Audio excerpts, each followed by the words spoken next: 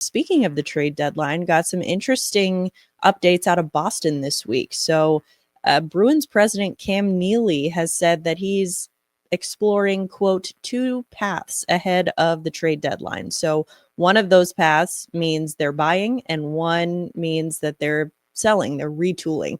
So, based on the Bruins' performance, you know, which way do you think that Neely should be leaning right now? So if that answer is they do need a retool, then what do you think they should be focused on retooling? Yeah, thanks for being definitive there, Cam. Right now, the way the Bruins are, I would lean towards the retool because I mean, I think there's an excellent group there. You have Swayman in goal, and he's a really good young goaltender. You've got a solid defense. Hampus Lindholm has only played 17 games this year, so him being healthy and playing all the time makes them, I think, a top half blue line. Their problem is up front.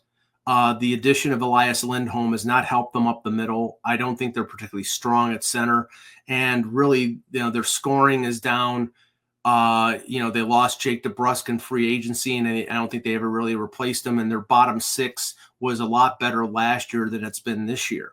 So the question is, can you make this team better with to be able to fill up all those holes at the deadline and make them more competitive in the Atlantic or the Eastern Conference? I don't know if they can. And I look at, I think they're going to re-sign Brad Marchand because he's their captain.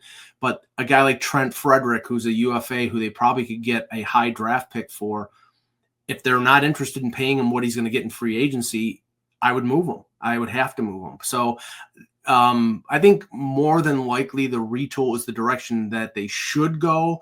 But knowing the Bruins, they probably will just throw caution to the wind and go for a buy at the deadline.